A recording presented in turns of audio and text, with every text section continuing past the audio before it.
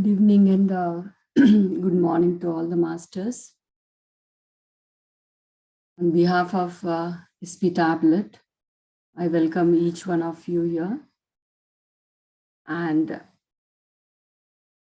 introduce our new master, whose name is Brahmachari Amok Chaitanya. Initially named as Chandan, he's a monastic member in Ramakrishna Mutt and Ramakrishna Mission, Hyderabad branch, from past 8 years. His name intrigued me to open the dictionary to know the meaning of his name. Brahmachari means to stay connected with one's own self. Amog means a Buddhist term translated as non-delusion, and Chaitanya means awareness or consciousness. It is a great pleasure for me to today introduce here a master who is probably in his 30s and more skilled to teach me to convert my knowledge into wisdom. I once again opened the dictionary to differentiate between knowledge and wisdom. Knowledge means information, understanding, and skills that you have gained through learning or experience. Whereas wisdom is the ability to make the sensible decisions and judgments because of your knowledge or experience. And probably today's session, that is what most of us are looking, that we have already gained so much of knowledge, and to turn this knowledge into wisdom of happiness. So today he comes up with a topic on law of happiness.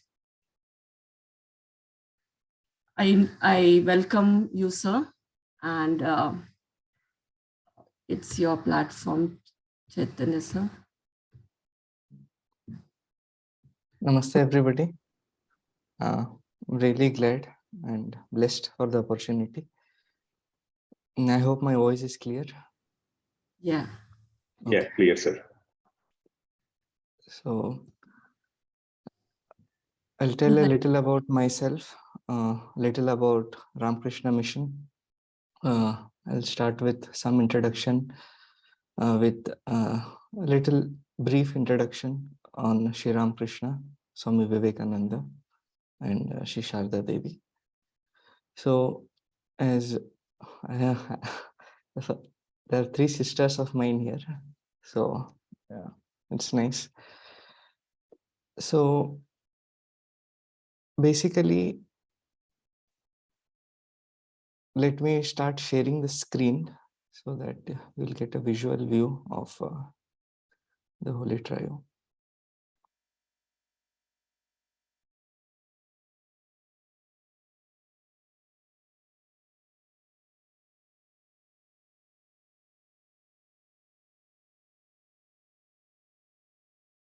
So Sriram Krishna is a 19th century monk. So he lived his entire life in his Calcutta, but he was born in Dakshineshwar in West Bengal. Calcutta also is in West Bengal. So all his spiritual teachings, everything, all these so-called spiritual ministry was done from Calcutta. There's a small temple called Dakshineshwar on the western banks of river Ganga. And from there, he used to, after doing intense tapasya for 13 years, realizing himself, realizing God, later he had an intense desire to teach a few monks so that they can spread this knowledge. So for us in the Ramakrishna order, Sri Ramakrishna is considered as God himself. So it is him that we meditate on. It is his teachings that we try to realize. We try to, if opportunity provides, we even try to propagate it. But basically, the motto of Ramakrishna Mission is Atmana Mokshartham Jagditaya. What is Atmana Mokshartham? For one's own realization and for the good of the many. But we should always understand that if we are lacking in our own wisdom, we can't spread or we can't help others. So the first step always is self-realization. There should be some spiritual awakening. Then we can say that we are ready to spread his teachings or give any kind of spiritual instructions. So my presence here is basically, I am also a seeker. So it is not that the knowledge that I provide you right now, you don't know, or you can't read it from books. You can read it from books. But what is my role here as a monastic member is because Ramakrishna Mission is almost 125 years old organization. And I am the 4th generation right now who has taken initiation into this order. Sri Ramakrishna, his direct disciples. Then after his direct disciples, they have passed on the knowledge. A tradition is there. A sampradaya is there. They have passed on the knowledge sampradaya to the next generation. So my guru, Parapara Guru, is Swami Brahmananji Maharaj. His disciple is Swami Gautamananji Maharaj, Swami Yatishwarananji Maharaj, and his disciple is Swami Gautamananji Maharaj, and I am his disciple. So this is how the parampara is passed on. So this knowledge, what I give you, maybe anything that I speak on, is basically validated on the teachings of their realizations. I am also a seeker, but we are co-seekers. I'm going on this journey. So it is nice to meet fellow travelers and continue this journey. So that's all my role is here. But what it helps you as seekers is, since I am coming from a particular tradition, it gives you trust in this knowledge. That trust factor, from where do you get, how do you trust? It is, you get it by sadhu sangha. I got it by sadhu sangha. If I had not seen, it's not that Vedanta is not available in books.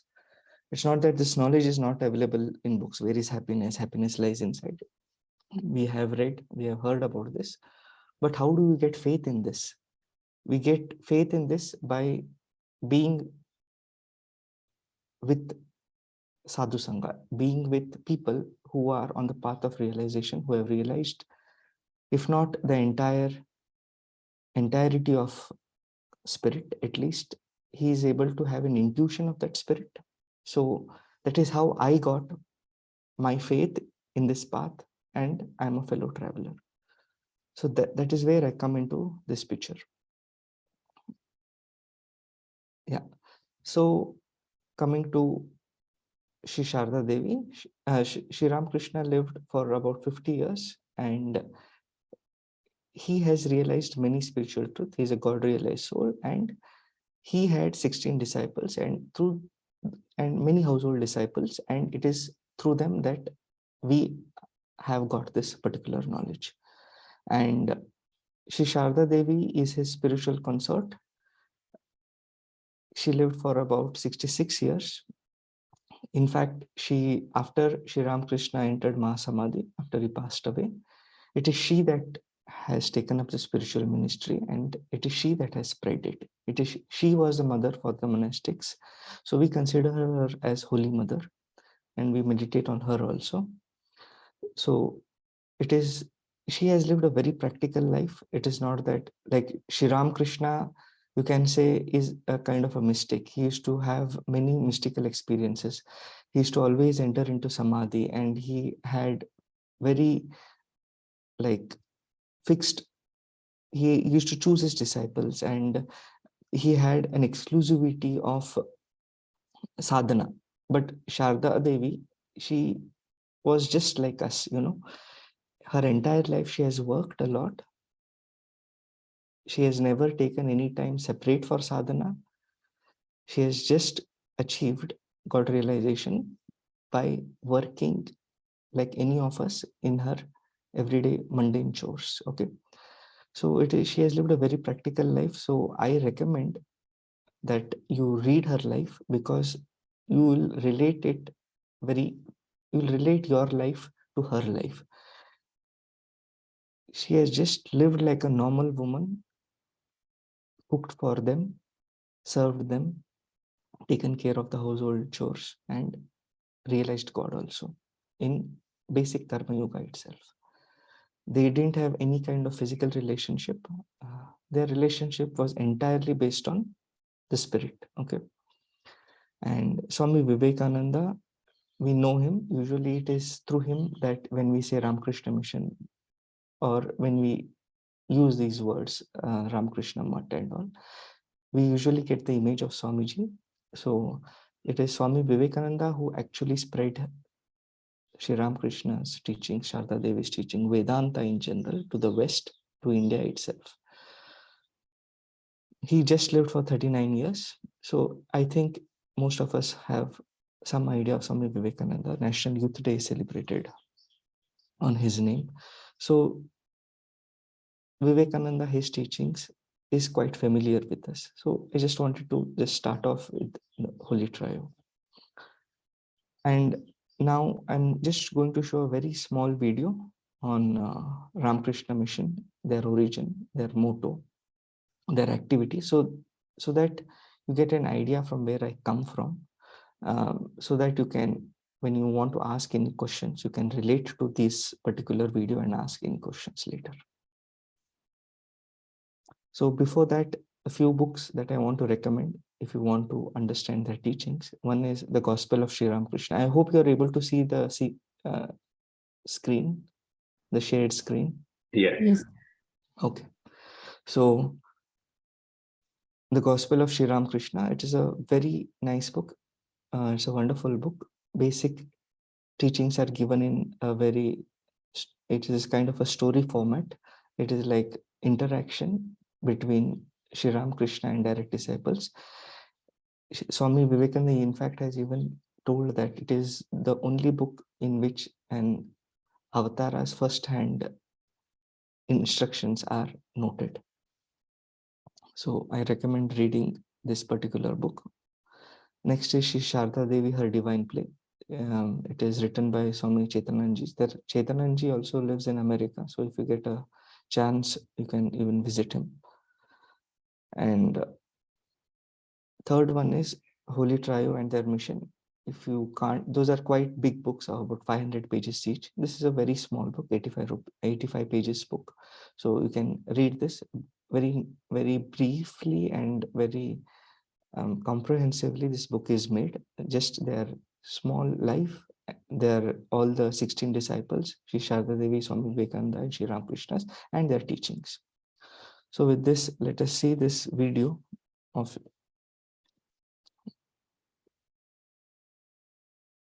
Ramakrishna Mat, their activities.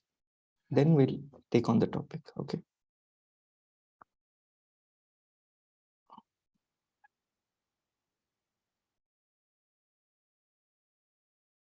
I don't know. One second. I'll just share the screen again because I don't know if I've on the sound. Okay.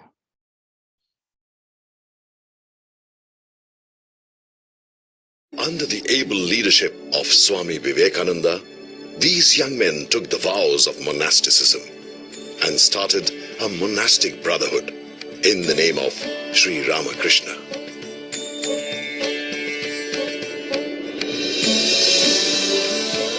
The determination of those young men has borne fruit in the form of Belur Mat. Today, Belur Mat has become the heart of the worldwide spiritual movement known as the Ramakrishna movement. Once, Swami Vivekananda uttered these prophetic words about Belur Mat. The blazing light of universal harmony that will emanate from here will flood the whole world.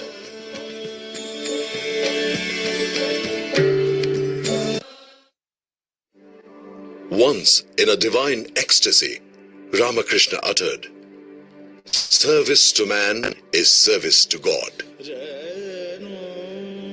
Vivekananda expounded, "You may invent an image, through which to worship God. But a better image already exists, the living man. You may build a temple in which to worship God, and that may be good, but a better one, a much higher one, already exists, the human body. 1897, just 2 weeks after the inception of Ramakrishna Mission, Bengal was in the grip of famine. Swami Akhandananda organized the first relief camp at Murshidabad. This organized relief made a significant mark in the history of Ramakrishna Mission.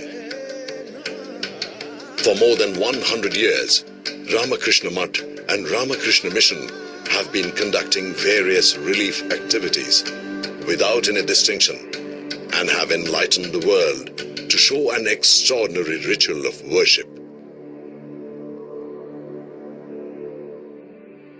Ramakrishna Mutt and Ramakrishna Mission run hospitals, dispensaries, and mobile medical units in various cities, towns, and even in several remote villages. Millions of people are benefited by this service every year. This twin organization is also involved in imparting education through formal and non-formal centers, development of rural and tribal areas. The organization also engages in disseminating spiritual and cultural values through publication of books and journals, conducting spiritual retreats and counseling. The multifarious activities of the twin organization are coordinated and supervised from the headquarters. Besides, the Belur Mutt campus also houses a charitable dispensary, Palli Mangal showroom, Veda Vidyalaya, seminary, the probationers' training center for novices. In this training center, the novices are put into touch with the traditions of the order, along with systematic instructions in the scriptures and philosophy.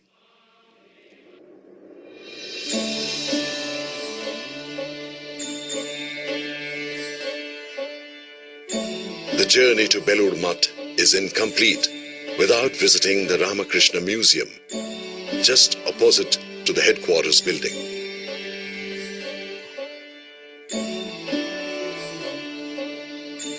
Memories of the great persons connected with the origin and development of Ramakrishna movement are preserved here.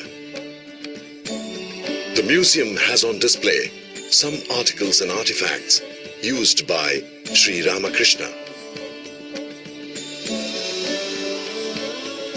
Holy Mother,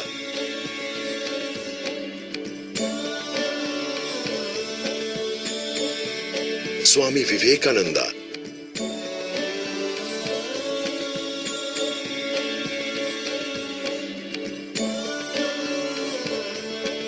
and other monastic and lay disciples of Sri Ramakrishna.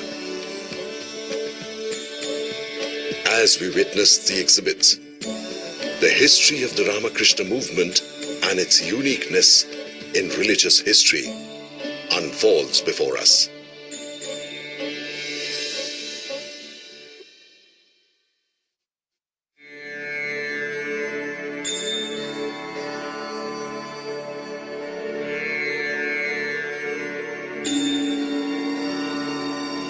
The sun is setting in the lap of the western sky.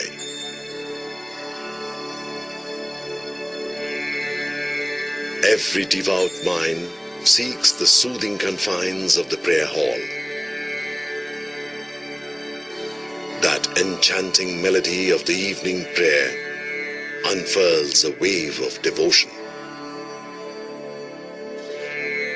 In the spiritual domain sits Sri Ramakrishna, bestowing his grace upon all.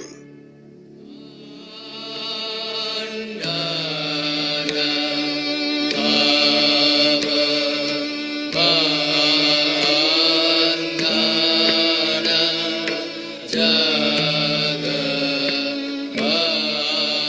conclusion, we recall Swami Vivekananda's prophetic words again.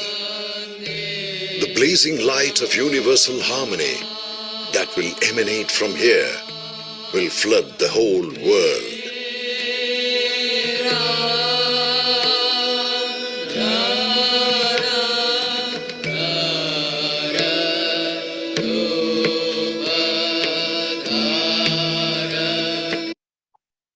Yeah. So I just wanted to give a brief introduction.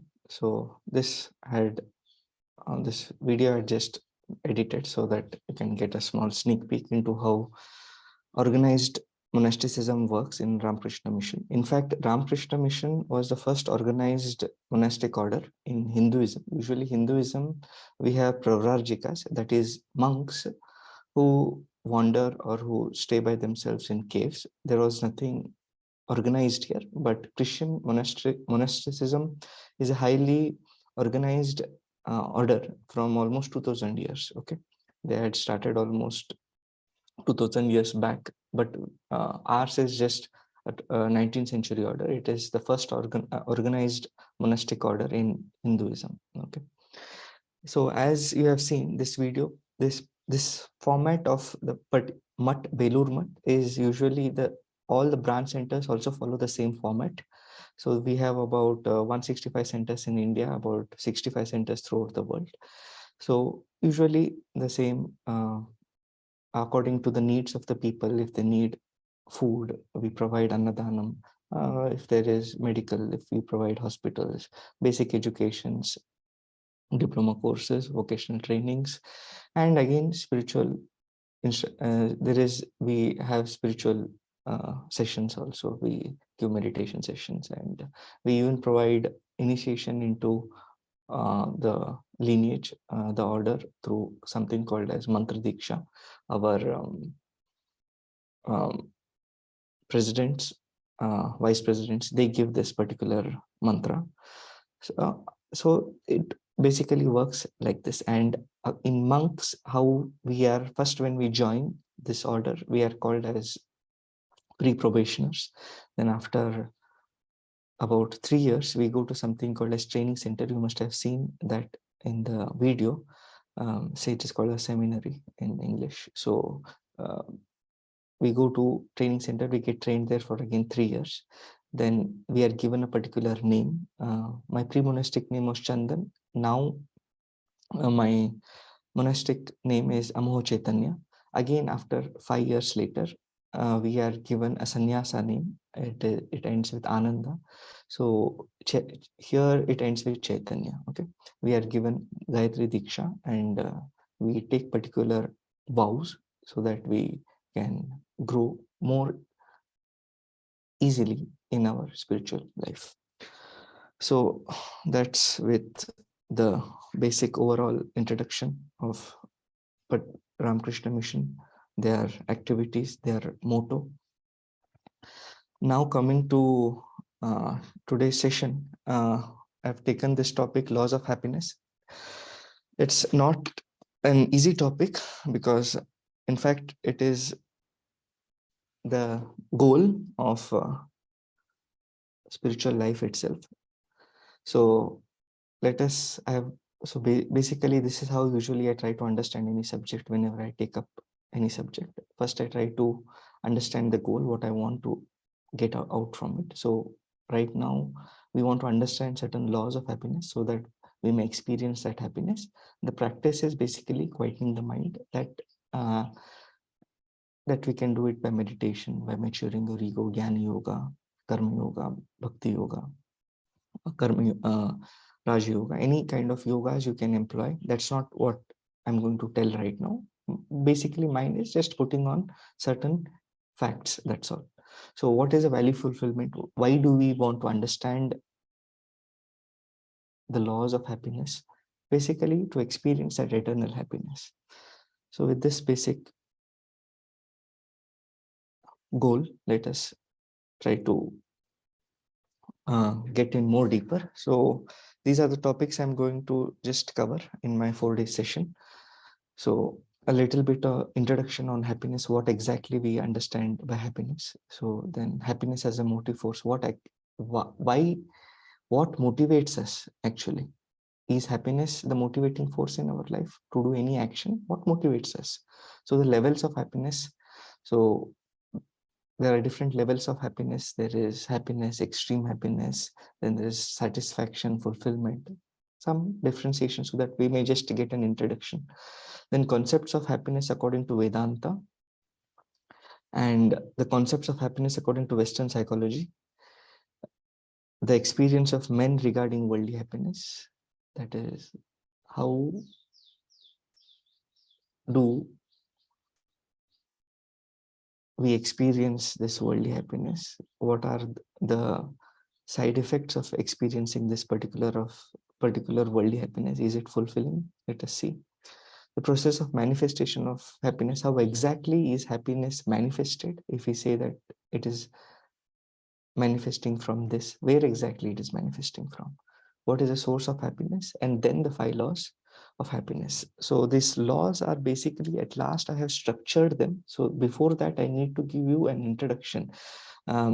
We do understand what happiness is, but before that, just I want to put it out there so that there is no confusion created between us to understand the basic facts of what we mean by happiness. So that in the last, when I tell the laws, so that we can structure this knowledge that we have gained and we may really implement in our day-to-day lives. So on happiness basic, I just wanted to clear it out. So what exactly we mean by happiness, how we understand happiness. So why should one wish one other happiness? Why should I take this topic on happiness, on laws of happiness? Does it mean that happiness is not assured in human life? Is it, are we lacking it? Is it given in rations? So why do we wish happy birthday? Why do we wish happy new year? Why so many cards are spent on happiness? So what do you think is the answer?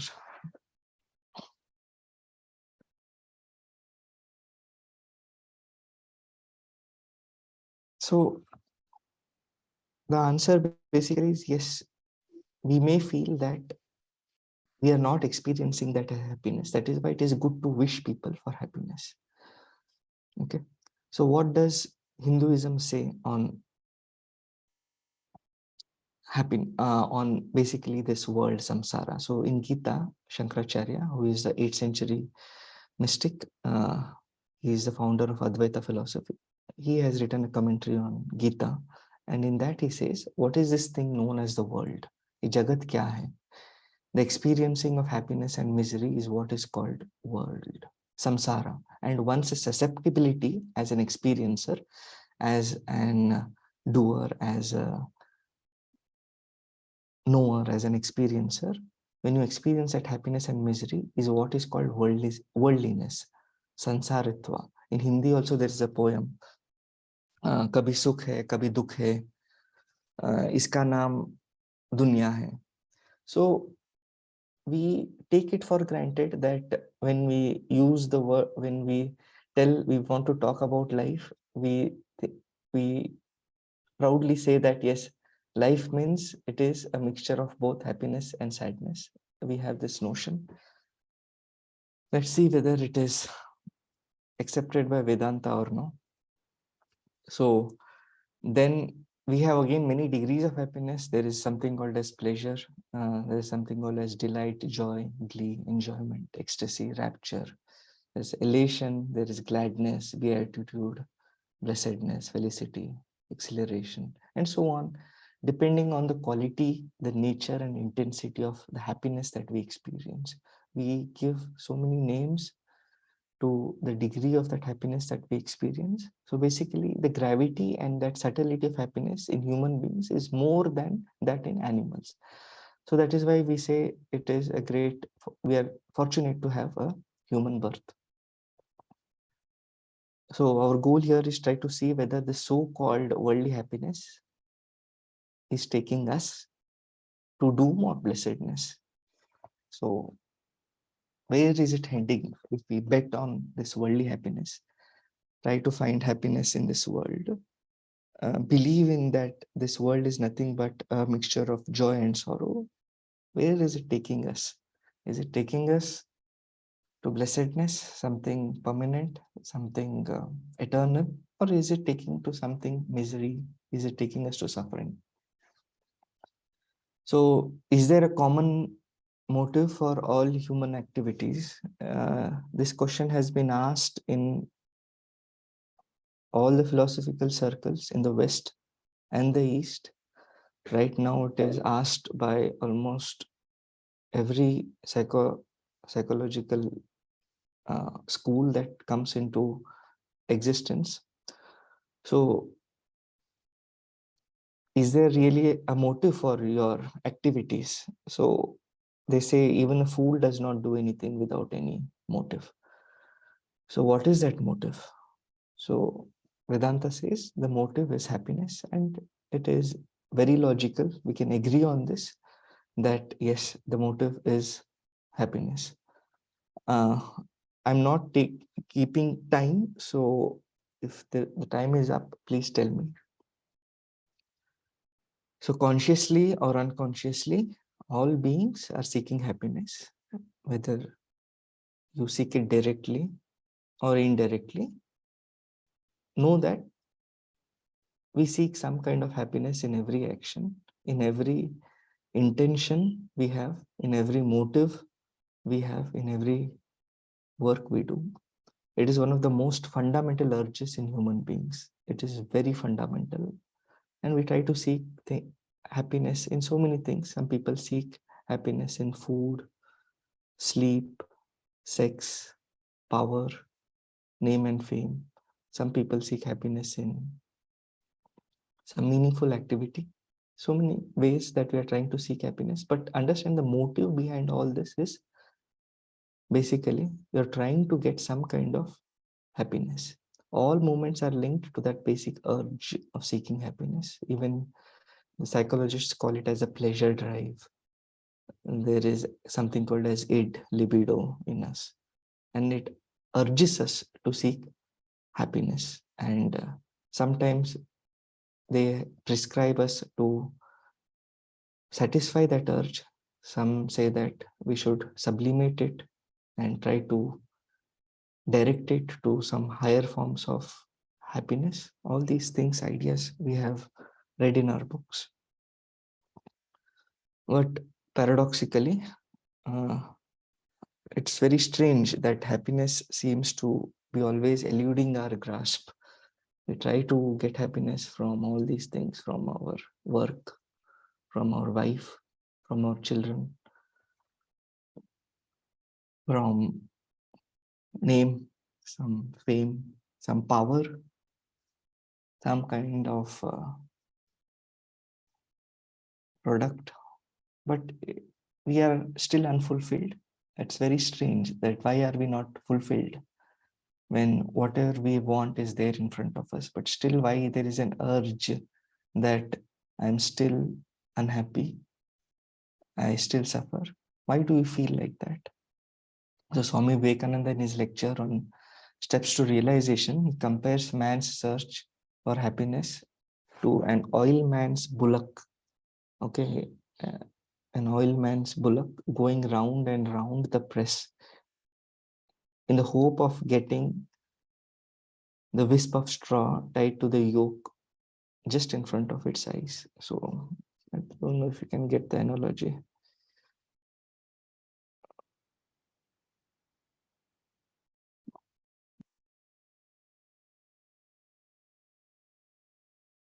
Anyhow, I hope you got the analogy. Basically, in olden times, when you wanted to get oil out from the ground, or you wanted to make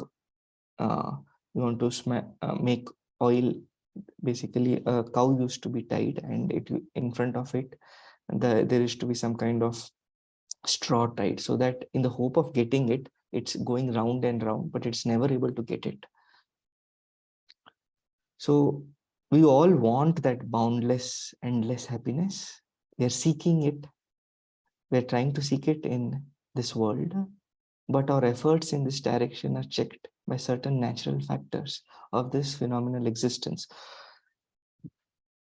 Naturally, when we are trying to seek, it's not that we want it, we get it. There are many obstacles that we have to remove so that we can get those obstacles. Some obstacles, I'll tell, there are spiritual obstacles that I'm not going to pick it up here.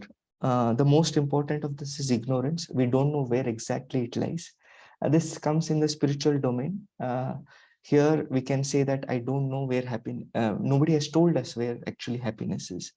And even if they have told us, they have not told us the path, or we don't know the path.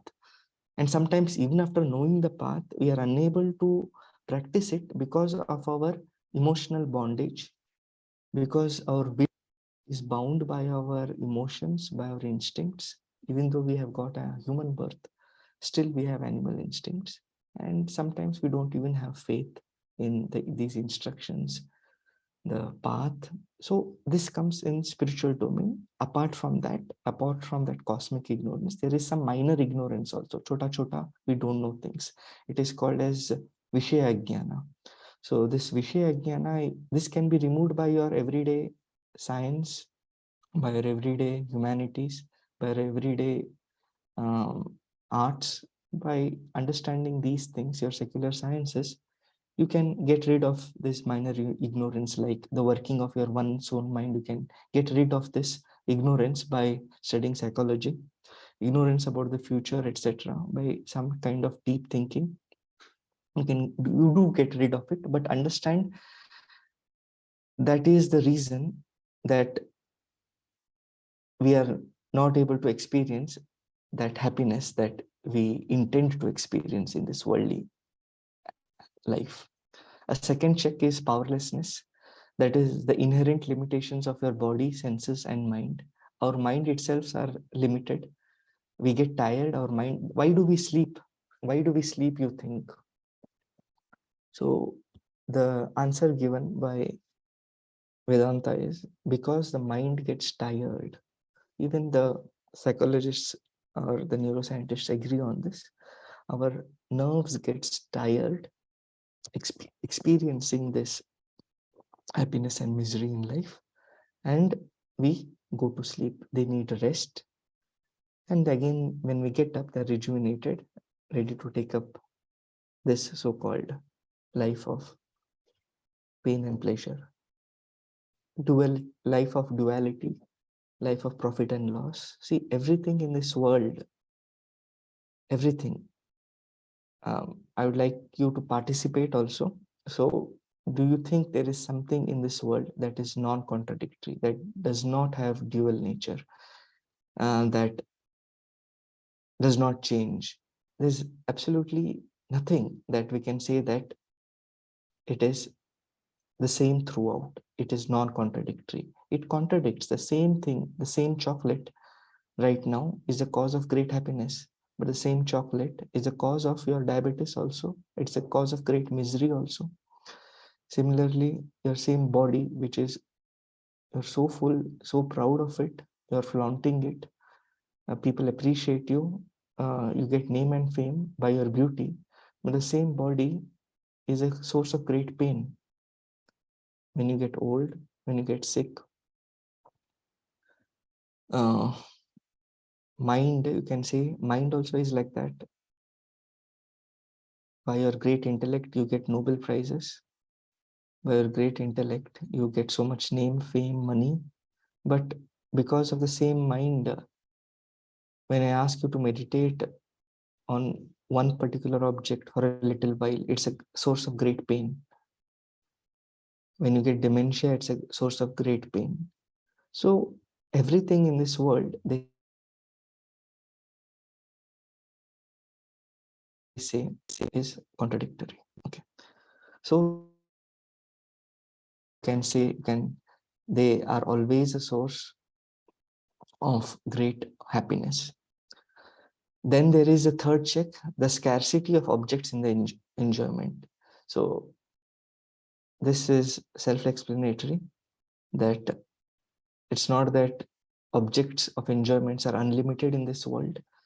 I can go on cutting trees and utilizing it for my selfish motive. I can go on using oil.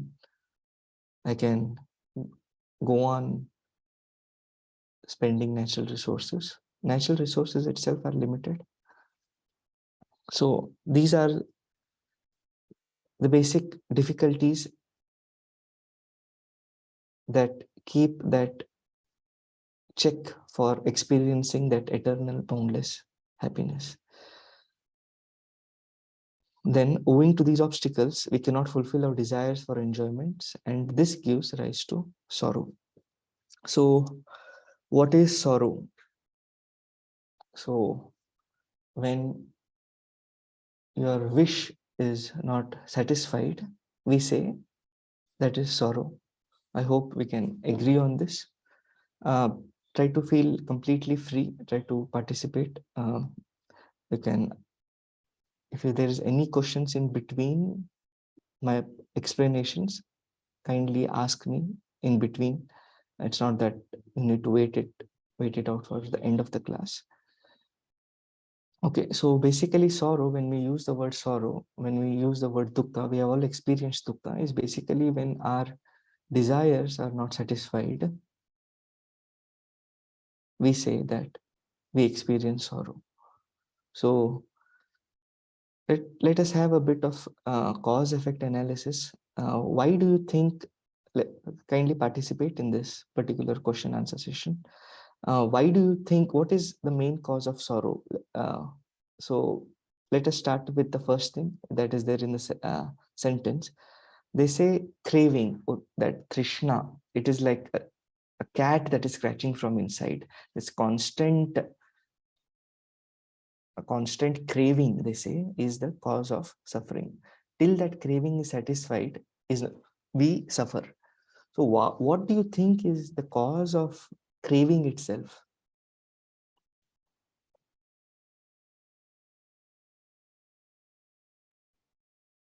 What do you think is the cause of craving only? You can even chat it out if you have the answers. I'm seeing your chat also.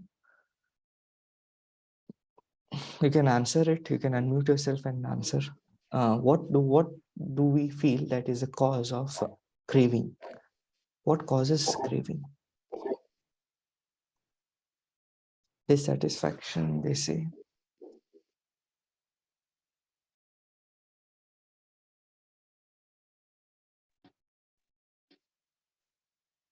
So what causes craving? Lack of control, Upendra is saying. Masters, I think so. You are unmuted. You can.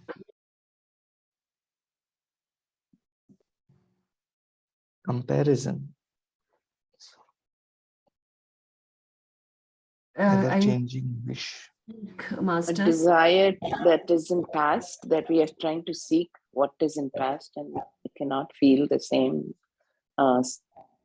same satisfaction now. That's why we keep craving for something that is not there, because we are not in the moment, we are still in the past. Okay. So, yeah, one good answer I have got. Bhumesh, he has told expectation. Wonderful. So all the answers are quite close, but let us understand that the first cause for craving is your attachment. Okay.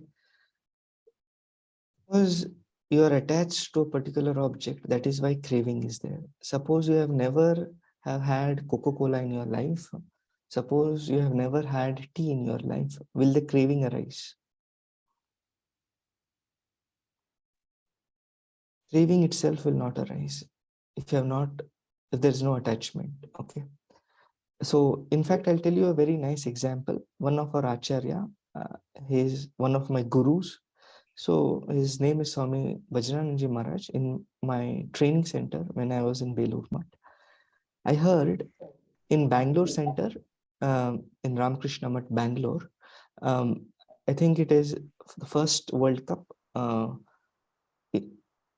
So I think it is somewhere in 1982, something, I don't know. So that time, devotees had given a crate of Coca-Cola, okay, a crate of Coca-Cola to the ashrama, to the monks, okay. So everybody took Coca-Cola, and but this particular monk, Swami Bhajananji, he did not take the particular drink.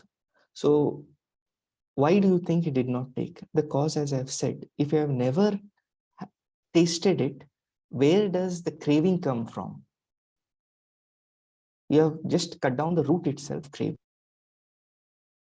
Okay, so basically we are attached to things. The memory comes of what we have experienced. That memory causes the impulse, and the impulse causes us to act. Act again causes the memory to be still more deeper, still more prominent. Again the memory comes. Again this memory causes us to have an impulse to go and experience what the memory is telling us to experience, and again we act. This is how it works. It's a cycle of habits. So what do you think? Again, little more, let me go deeper. I've already got the answer, but what do you think is the cause of attachment itself?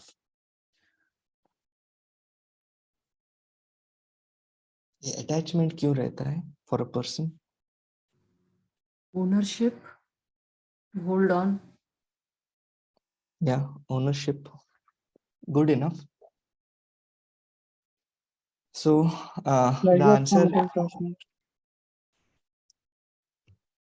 yeah, insecurity is good answer. But Bhumesh has told that it is expectation. Yes, it is the expectation is what causes attachment. You know, when you expect something, naturally you are focusing on that particular object to give you happiness. So that byproduct of expecting anything in life is you're getting attached to that particular object of happiness, of pleasure, of whatever you may call it. Then when you get attachment, naturally you'd want to experience it. Naturally craving comes and you suffer till the craving is satisfied. What do you think is the cause of expectation itself? And I'll take this in a more detailed manner maybe in the later slides, but I'm just giving you a little bit to munch on, to think. Why do you think there is expectation itself for a person? Expectation क्यों है? I hope you're able to follow this cause effect analysis. Why is there so much Please expectation? unmute everyone. Yeah, I think so. They are unable to unmute.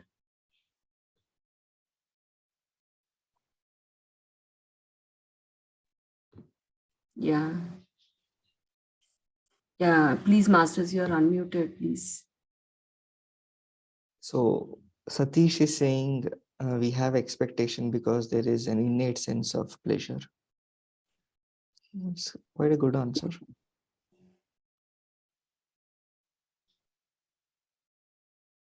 Bhumesh again says authorities.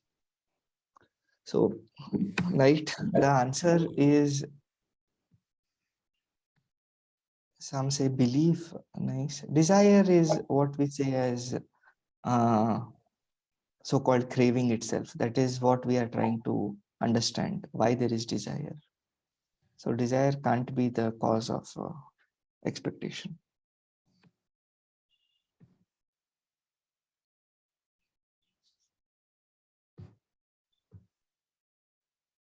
Yeah, same thing.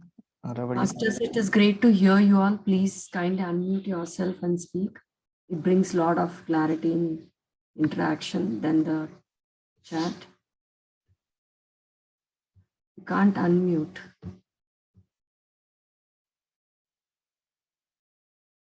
Yeah, so the answer I've got, again, Bhumesh itself has answered it. Wonderful that there's clarity in your understanding of suffering, because to understand happiness, we also need to have understanding of suffering, dukkha, misery. He said ego, a comma ego was given. Yes.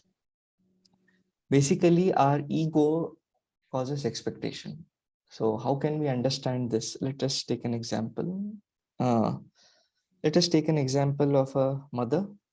So what is ego?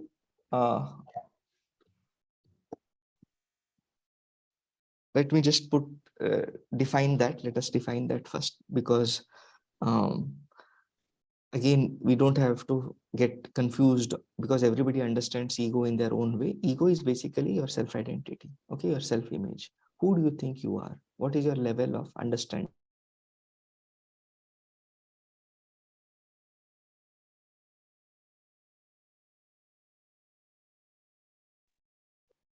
So what do you tell? So about yourself, you'll tell that I am a doctor, I'm an engineer. You'll tell about your profession. You'll tell about your marital status. You'll tell that if you're a father, you'll tell you're a father to 2 children, mother to 2 children. You'll tell about that my wife does this job. If you're close enough to me, you'll tell about your past. You may tell about your future dreams. You might sometimes tell about your parents, what they did. So this basically put together is your image. Okay, is your so-called ego image. Okay, so basically that causes expectations. Expectation causes attachments. Attachment causes desires, cravings. Craving causes suffering, because until you fulfill them, you suffer. So, for example, you identify yourself as a mother. So what is the expectation of a mother? What do we think is the expectation of a mother? I think many mothers are there. You can chat. Fathers, parents. Maybe a well-behaved kids. Wonderful. So we naturally expect our children to be successful. So when you're always thinking about the success of your children, the natural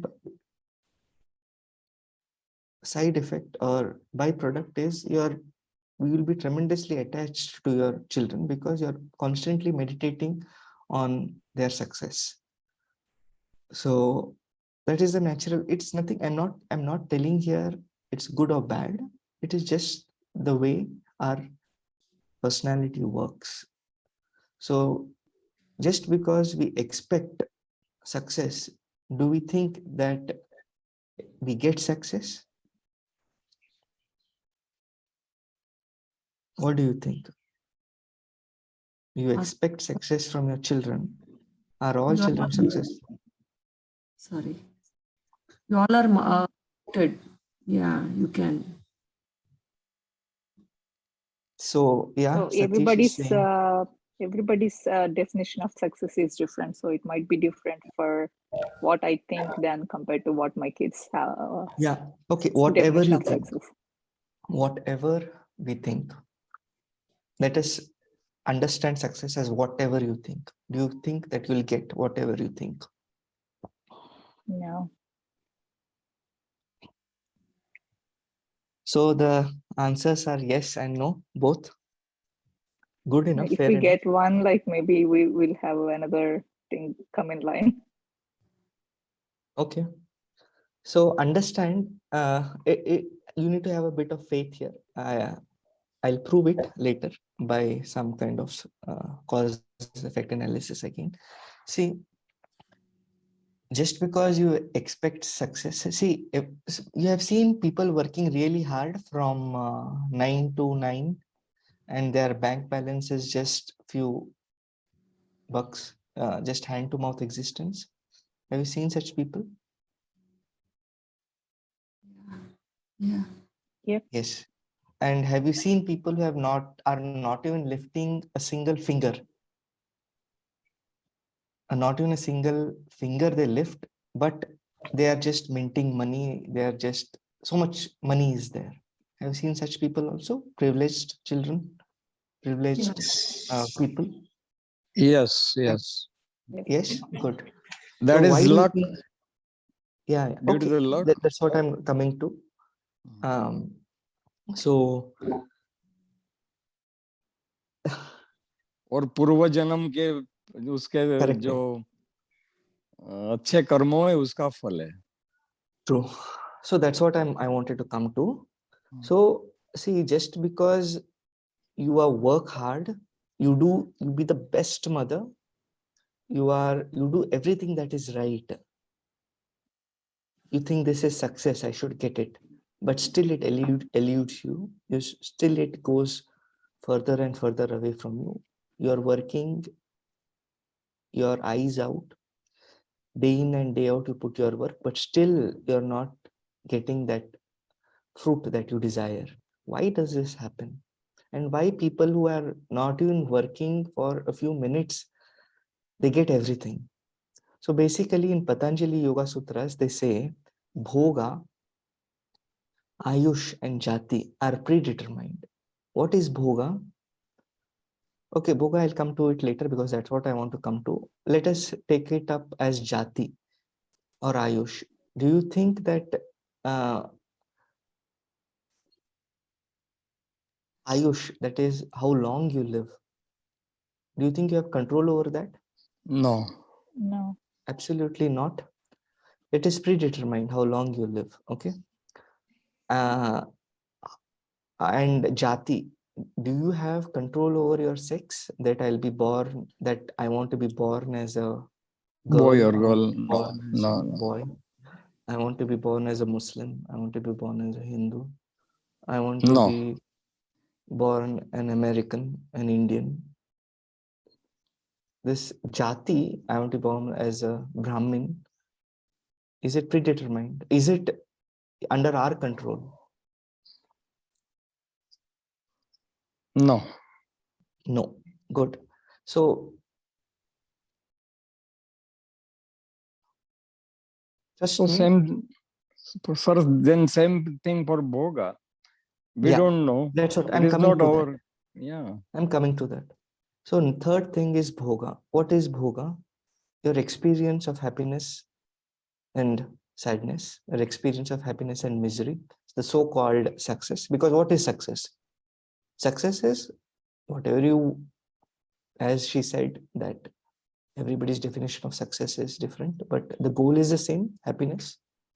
So when Bhoga, happiness itself is predetermined, how can you expect? Okay, it's good expecting, nothing bad in expecting, nothing bad in getting attached, but just because you expect, if the happiness itself that your child will experience is predetermined, is your expectation of any use? कुछ काम का है क्या वो? जब predetermined है, तो तुम लोग expect करने से मेरा बच्चा successful होता है, तो कुछ काम का, is it of any worth?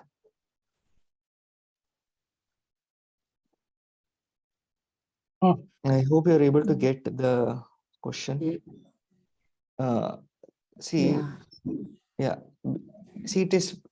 Oh, I'll come to the. You may get this answer from inside that. So why should we work if everything is predetermined? We'll answer that later. But when everything is predetermined, what is your job as a mother?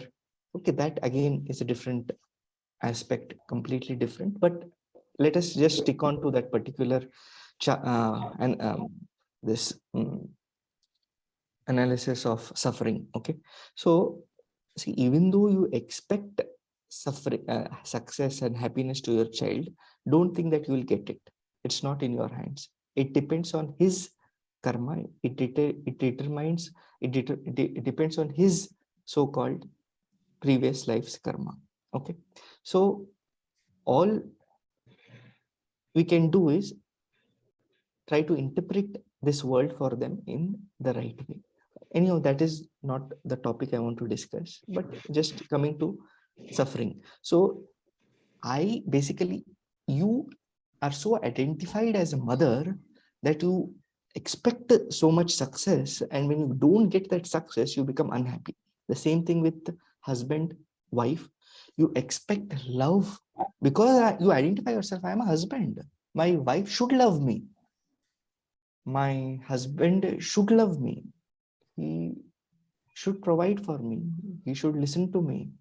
And when that, just because you expect, do you think attachment will grow? No doubt. You can't live without her, him or her. And when he does not deliver that what you expect, craving will be there till you deliver. That itself is suffering. Upon that, if he does not deliver, still more suffering. So this is how this ego functions. Okay, it depends on how immature your ego is or how mature your ego is. Suppose a businessman, what is the expectation of a businessman? Profit. What is the expectation of a businessman? A businessman wants profit. Profit and growth of the business. Growth, money, name and fame sometimes also. Right. Or let us come to that, maybe an MLA or a politician wants name and fame. That is his expectation. So naturally he'll get attached to the business. Naturally he'll get attached to the public if he's a politician. So just because he expects, do you think that he will get it? Just because you expect and work hard for your business, is it guaranteed? Can you write it on paper and tell me I've become a businessman and I will get profit? I've become a politician, I will be elected as a president. I've become a mother, my children will be successful, will be happy. I've become a husband, my marriage will be completely like, he will always be there for me, he'll always listen to me, he is there just for me. Can you guarantee this? No, sir, nobody can guarantee, but we can try to Good. get succeed. Good. No, I'm just stating the fact. It is not an emotional argument here, what to do. It's just a basic how actually this suffering, what causes suffering. So naturally, when we don't get what we want, that causes suffering. Okay, so that's it. Nothing much more to it. We'll come out later for solutions. Solutions is not what we are seeking. I was just seeking what is the cause of suffering. Okay. So cause of suffering is a strong attachment to your ego. Okay. If you want, that is a root. Okay. It's a root. So that is where if you want to really get out of suffering, you need to mature your ego. So what is maturity? How actually we should see ourselves? That's a different topic. We may cover it up later. So just I want to. Sir, we can say detachment also help. Yes, see, solutions are not what we are trying here. I'm just coming to a particular cause-effect analysis for suffering. Why do we suffer? We suffer because of our tremendous cravings. Why are craving caused? Craving are caused because of your attachment to that particular object. How attachments come into picture is you expect so-called happiness from that particular attachments, and that attachment is because you are highly identified with your ego. That's it. So how to mature your ego, how to understand suffering, how to come out of suffering, that's what this topic is about, because that is where we say, as I said, the goal is eternal happiness. How to get that? So coming to the next slide. So now coming to levels of happiness. So I've covered on happiness, our present understanding of happiness. What is a motive force? Happiness is a motive force for all your actions. Now coming to levels of happiness.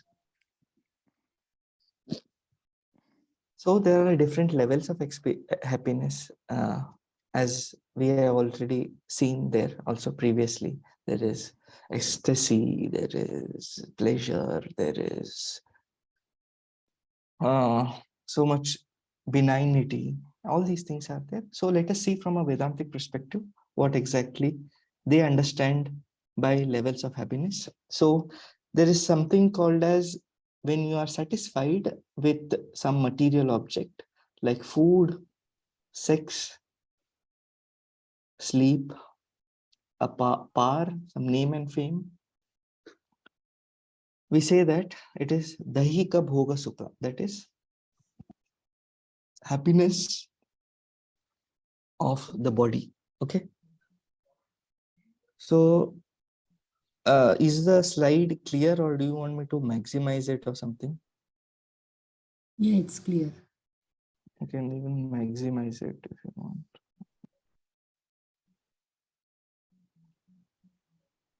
So next comes, there is something dealing with energy, your prana. Preeti, joy of love with your spouse, with your children. Friendship. Shilpa kala rasa, that is the joy experienced, the aesthetic joy experienced when you have any particular hobby like music, art, when you're good at it. It's something called aesthetic detachment comes. I hope you have seen this happens to musicians, painters, it happens to even cricketers, surgeons. Sometimes when you are so involved in your work, you forget your body. It happens. Even with small children, there's something called as nature mysticism. The first time you saw a beautiful sunset, the first time you saw a deep green valley, the ocean, you almost felt that you don't exist and just the nature exists. Okay, it's called aesthetic joy. Okay, krida sukha, the joy of play when you're playing. So what do you feel is basically the difference between this material joy and prana? Why is that higher and why is this kept a little lower?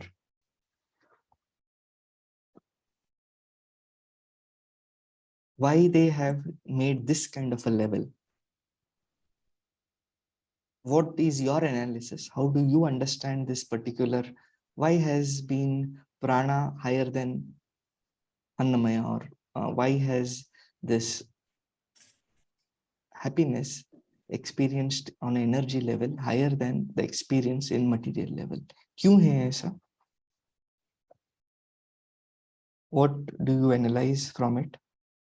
I have a question. You are saying energy level because it is related to action, like playing and all, like the games. Isn't it material? I mean, I'm still not able to differentiate between material and prana. Yeah, that's what I want you to differentiate in your understanding. Sir, could be, I could say, there is in a prana, there is no attachment of any kind. It is a pure joy. Good enough. Yeah, the answer is good. See, basically, let us simplify it more, the answer. Don't you feel the happiness that you're experiencing from food, sleep, sex, power, is less temporary, and the joy of love and friendship is more temporary? Or this is less permanent, that is little more permanent? The time of the experience that, see, food, how long does the experience of sukha when you eat a chocolate last? Till the particular chocolate is on your tongue? Yes, and it goes away. Sex till the orgasm, then the joy goes away. Sleep till the sleep lasts, it goes away. Power till the power lasts. After that, it just fades away. But don't you feel this is a bit more permanent, the joy of love and friendship?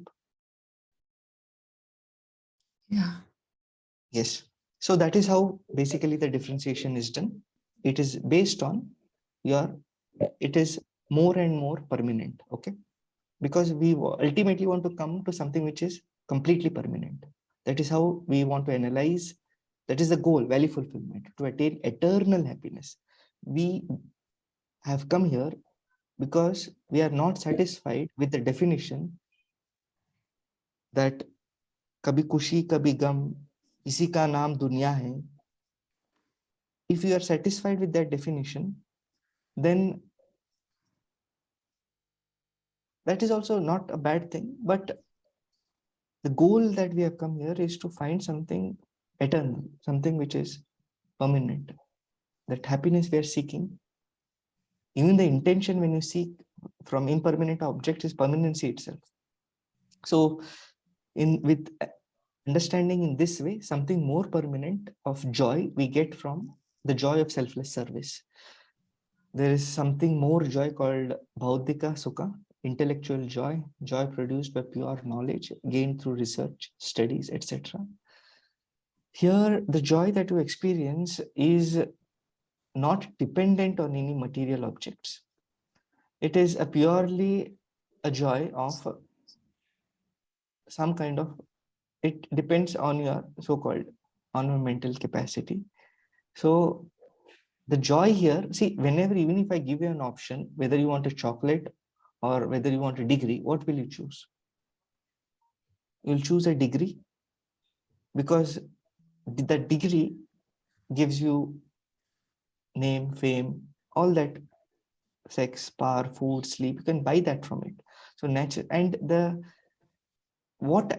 we invest so much in our skills, right? When you say, who are you? You will tell, I'm a doctor. So why we have so much investation on your knowledge, on your skill? Because it is more permanent. It always stays with you. The joy that you get by your skill set, by your knowledge, is more than the joy that you experience in the pranic level, in the material level. Then there's something that is Gauna Bhakti. The Gauna Bhakti is basically not Bhakti when you're established. It is the initial beginning phase of Bhakti, like when you're doing ritualism. Joy of lower type of devotion to God, when you pray, when you do your everyday Nitya Karma, okay? When you do those things, there is some kind of happiness that you experience, okay? So this all comes under worldly happiness, okay? But what I mean by worldly happiness is basically it in general comes in the domain of energy and matter. Okay? Now comes little higher forms of happiness. So this is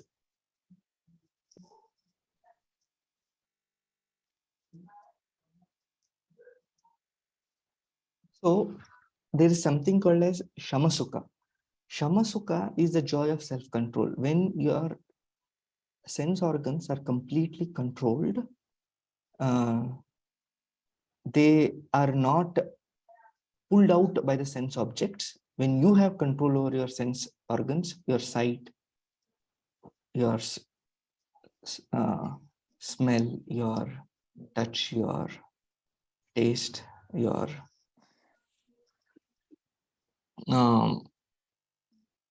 what else? Your ears, your when you have control over all these organs, there is some kind of happiness. People who have experienced it can know this. In fact, my guru used to tell, when you get Shamasukha, when you get that happiness of yourself, sense control, it is like a big boulder that is sitting on your chest. They have removed that boulder and just kept it aside. That freedom of that sukha that you experience when you're in complete control of your senses cannot be described in words. People who have experienced it, they tell these things. So yes, there is this joy. Only by meeting such people, you'll get the belief that yes, it is real. Okay.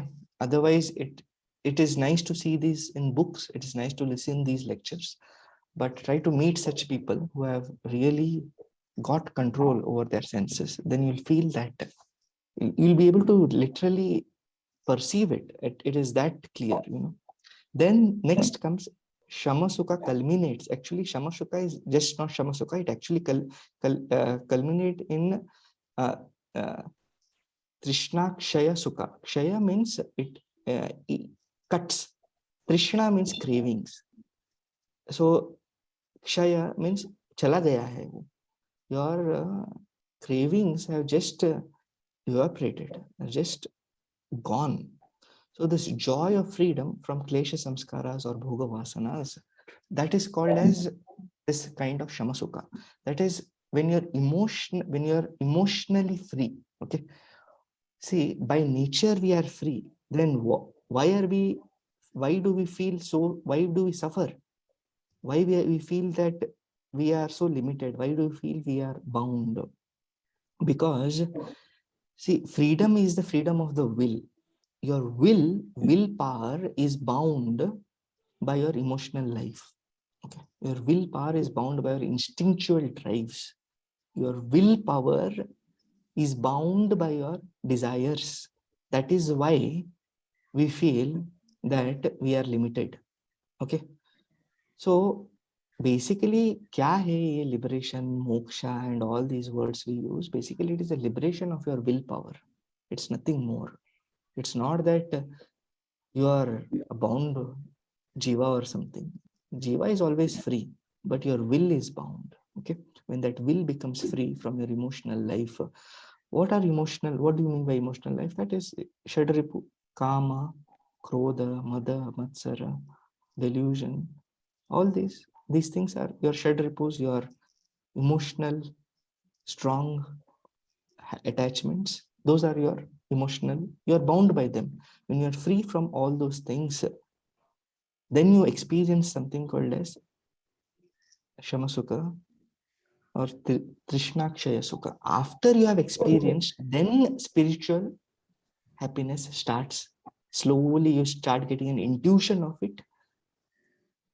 Pratyekatman darshan, something called as happiness of that so-called. I'll actually come to explain what exactly Atma means, spirit means, but let us, just because we have taken up this particular topic called as levels, I'm going to explain very shortly. I'm not getting into the details of spiritual happiness, but I'm just going to give an overview, that's all. So in everybody, we are part of that cosmic whole, and when you experience that part, you get that delight in your inner self. Okay, that is called Atmananda. Then there is, as I said, there is this Parabhakti and Ishwarananda, realization of personal God. This is called as something called Savikalpa Samadhi. When you get the vision of your God in your mind's eye, it should be spontaneous. When there is Parabhakti, when the bhakti becomes spontaneous, you don't need to make an effort for loving God. It is just there, it exists. Okay. Then there is Brahmananda. This is something completely different. The boundless joy of Brahman, when absolutely you're egoless, when mind just quietens, when there is no difference between you and your source. This is called Brahmananda. It is here that we get eternal, permanent peace. But don't think that lower forms of Parabhakti, Ishwarananda, Atmananda, Shamasukha are less. He's a God realized soul. The Guruji whom I have learned from, he has empathetically and he completely believes that for every human being, this Shamasukha, which culminates in Trishnakshaya Sukha, is easily possible, is 100% possible. And even if you come to this level, he was telling us that it is more than fulfilling, okay, to get a human birth, if you even come to this kind of experience, this kind of Sukha. I feel like we'll stop here because the time given for me was 7:30. Yeah. So if any questions are there. So little, I wanted to take this in the next class, but let me compare a bit with the mind also. The corresponding states of the mind when you are too much on the bodily level, when you are satisfied with this happiness that you acquire through food, sex, sleep, and power, basically our mind is little tamasic. Okay, tamasic means it is agitated. Vibrations zyada hai, restless hai. So when you're satisfied with little higher levels of happiness, that is Sevananda, Bauddhika Sukha, Guna Bhakti, Priti Bhakti, Shilpa, Kala Rasa, Krida Sukha, our minds are in something called as Rajasika. Okay, and Sattvika level is when our minds are in a very wonderful harmony. It is one with the rhythm called, it is called Rita, or it is called Mother Nature, whatever you may call. That sattvic states of mind comes, and there we usually, when if you are satisfied with this kind of, understand your mind is at that particular level. We can do a reverse analysis also, reverse engineering also you can do. When if you want to experience this kind of sukha, try to somehow get a sattvic state of mind. When you want to experience this so-called mental and pranic sukha, somehow get into a rajasic state of mind. And naturally tamas is a default usually for human beings, otherwise we should not be born itself. Okay, see, there's no evolution like from human beings in a physical level. There is only mental and spiritual evolution. We'll not grow 6 hands like Kali or anything. There is no physical evolution. There is only mental and spiritual evolution. So even though we may have human bodies, that does not mean that our emotions are human, our instincts are human. If you don't believe in rebirth also, if you believe in the theory of evolution, we have come from amoebas, fishes, then mammals, then primates, then birds and animals. All these, for survival, they had developed particular emotions. Now those emotions are actually transferred to our ego. Okay, I'll explain this in the next class. But basically, just because we are humans doesn't mean that we are we have control over emotions. Like, see, what is the basic difference between animal and a human being? What do you think? Intellect. Good. Control. Yeah. There are many differences. Many differences are there, but the very fundamental difference is willpower. Okay, their will is bound by their instincts. They can't control their instincts. There was a dog in Hyderabad ashrama. So very shiny dog, wonderful dog. I think it was in Bangalore ashrama. Yeah, it was in Bangalore ashrama. A very nice dog, and it used to stay in the mud throughout the year. But for 6 months, it just used to abscond. Chala jata tha wo. Then it used to come full beggarly look, torn, like completely like ragged. It used to come back. So it couldn't, that is his mating season. He couldn't control his emotion. Oh, time aaya to jana hi padta hai usko. He can't sit back even if he's getting all the facilities in the world. So this is how their will is bound by their emotion. Just because we have a human body does not mean that we have complete control over emotion. In fact, we have seen people worse than animals. There is no so-called molestation in animal life. There is no kind of child trafficking in animal life. These things don't exist, but in even having a human body, this is how emotionally compulsive we are. Yeah, so that's it. So we'll stop here. We'll continue in the next class, the concepts of happiness according to Vedanta. Then we'll see the other topics. Thank you. Namaste. If you have any questions, you can let me know. Yeah, masters, if anyone has any, yeah, Srini sir.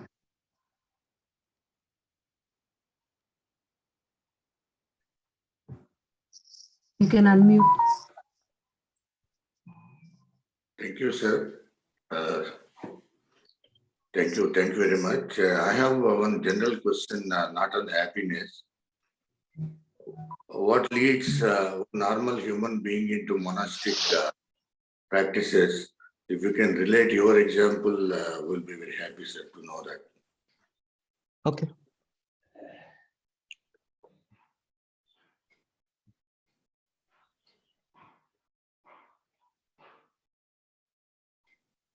See, there are some basic needs for a human being. There are physiological needs, your breathing, food, water, sex, sleep, homeostasis, excretion, basically material needs. When they are satisfied, you have some safety needs, bodily needs, enjoyment of employment, enjoyment of particular resources. Some you have needs of your family, health, property. Then you have needs of belonging, like friendship, family, sexual intimacy. You have these needs also. Then you have self-esteem needs. You need to be validated. You need some kind of recognition. You need some kind of name and fame. You need some kind of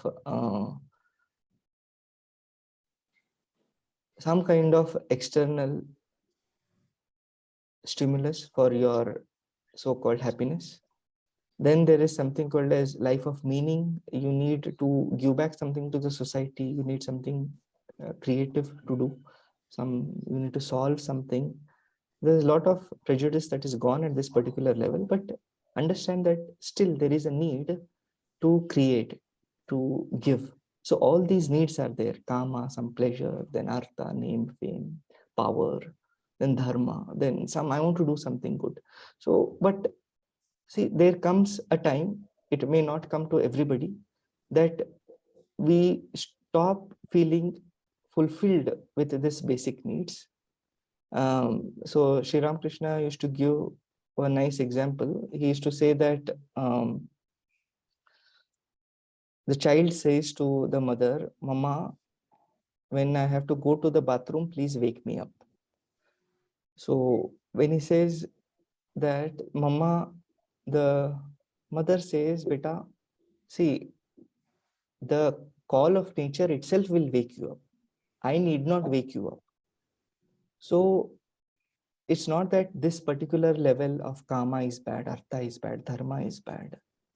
So a time comes when you are unsatisfied with this particular level of living, this particular level of consciousness. You're not that happiness, that fulfillment, that you still feel something lacking. So you start seeking. Then you still start seeking. You have got artha, fame, and all. That also you are not satisfied. Then you have done something meaningful to the people. That also you are not satisfied. Then people start seeking. I'm still unsatisfied. Where should I get satisfaction?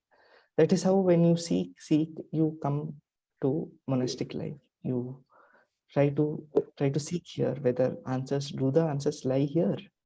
Where does it lie?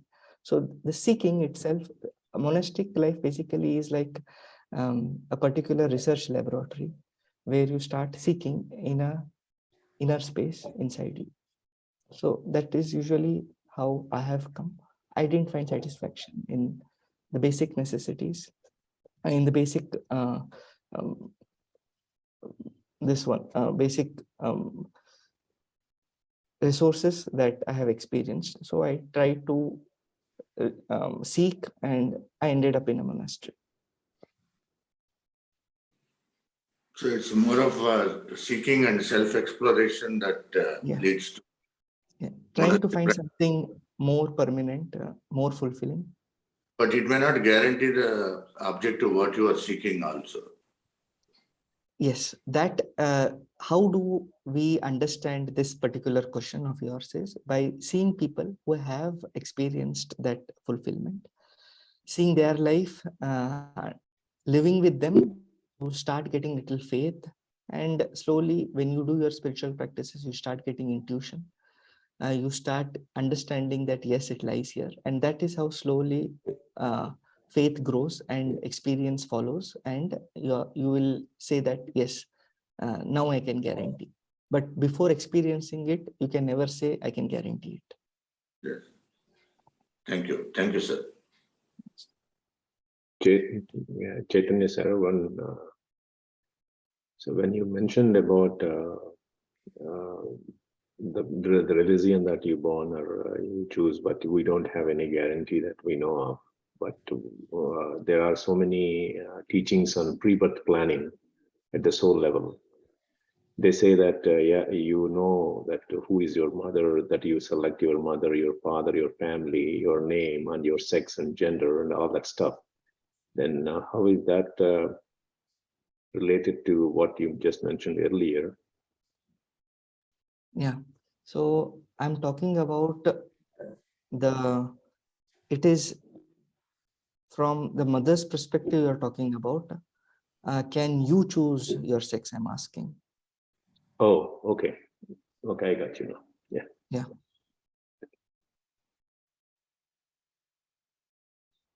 Anything else?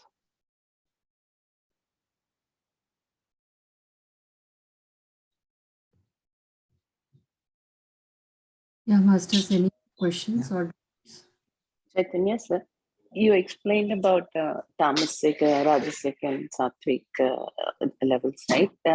Is that like we have to, because some are stuck in some level, so is it that we have to fulfill one to reach, or through realization and through,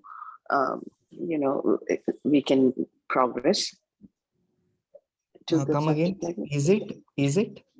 Is it Through realization and understanding that these are like basic these desires are because of attachment, and those, if we through knowledge and wisdom, can we just progress, or does the a body have to go through these kind of body, meaning just our life basically? Do we come to experience these emotions, and like we are in this stage of life, some of them are still stuck in that tamasic desires and things. So I was just wondering, we see many people different stages, right? Is it because if they have to experience that, or is it that they don't have the knowledge, or can they progress into the next level? That's what. Yeah, I've told you, right? Like ignorance means what? One is that you don't know about it. Some know about it, but they don't know how to get it. They don't know the path. Some people know about it, know the path, but still, because their emotions are so overwhelming, they're so overpowering, they should do some kind of tapasya to overcome that particular strong animal instincts to rise in a vertical level. And some people just don't have faith. So it's like that. So yes, ignorance is the right answer. I told you there are different levels of ignorance also. But yes, every man, see, it is possible for him to rise to the next level of happiness by self-effort, by freeing his will. That is why that is why spirituality is basically, spirituality has come into existence because of these existential issues itself. It is not some kind of fancy of religion to spread some kind of fear in people to do the same thing so that we can live in peace or something. It is to find answers to the deeper questions of reality. Thank you, sir. Thank you for this beautiful wisdom sharing. Thank you. Thank you, sir. This is Upendra. I have been hearing that you surrender to the universe and you accept whatever, and don't be unhappy and all those things. How does that play into, basically you can reduce your expectations and accept what is your life, because you have chosen the life from in your life path. How does that play into your life or in general? I may have not got your question, but I'll just let me restate it. Yeah, like Buddha says, desire is the root cause of misery, and you are desiring, and by accepting what you have, and I'm trying to do whatever you day to day you do things, and then you are lowering your expectations and trying to be happy, and um, what I hear from the life you have chosen, that you are seeking something and you are not satisfied what you had, and your anticipation that you choose a different path in life by associating with other sannyasis and learn from them. And so, I mean, that's what I'm saying. Not everybody can take your path. We are living with families, and we heard a story about Buddha's wife, and Buddha left, abandoned his wife, and he went, but his wife, Yasodhara, stayed with and developed that realization. So I'm just confused. Yeah. So what's the question? The question is, yeah, the the path you have chosen is not for everybody. Yeah. And is there a way we can find what we are seeking with whatever we are doing? Definitely. See, this has nothing to do with monasticism, whatever I'm telling you. It has nothing to do with sannyasa. The goal of life is same for everybody, to seek eternal happiness, to seek self-realization. Sriram Krishna always used to tell us, it's just that the rules of sannyasis are a bit more stringent. He used to tell that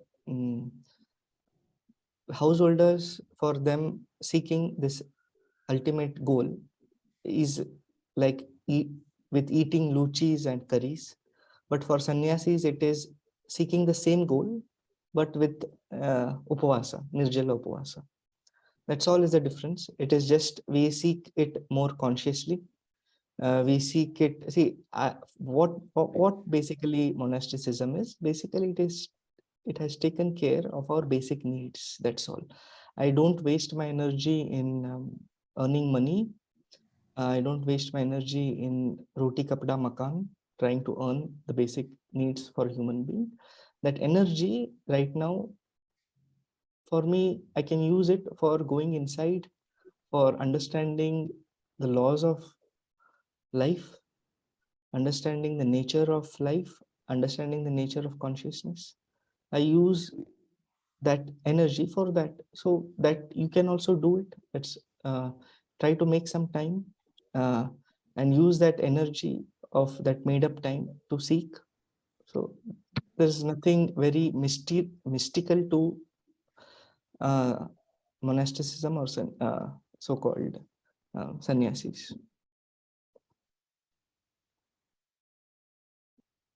Thank you. Thank you, Upendra sir, for questions. Yeah, masters, any more doubts or questions?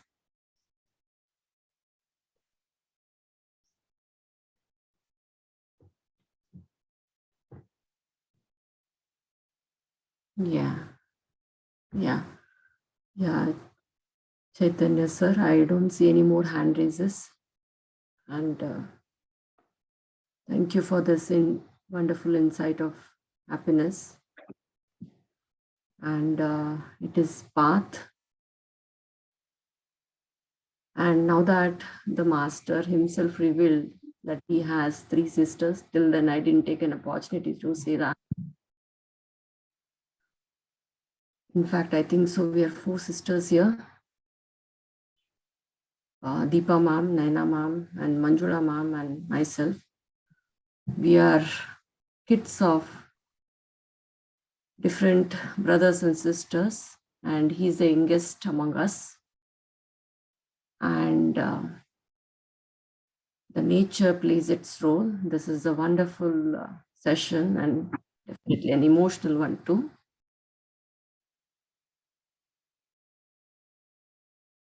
As we come from a family who have already been into service, been more kinder, compassionate, probably that flows in our blood, naturally born with it. Yet, clever enough, seeking as a degrees, doctorates and engineers. Yeah, by the way, professionally, he's an engineer, mastered, lived his life, earned, and yet he realized a path which is much different than all of us. And it's been after 8 years, I get to meet him, see him, and bring this session to all these wonderful masters. And I'm one common person here for him. And as a mother and a sisters, we take that pride in. Neither we are promoting anything here, but the seeking is probably in every human here. And as a person, I am trying to seek in a different path. And the help I asked for him, and he readily accepted. Gets an opportunity, although I today can't say, Chandan, you come here. But I do have that happiness to look upon with a greater wisdom, and I bow to him. Thank you.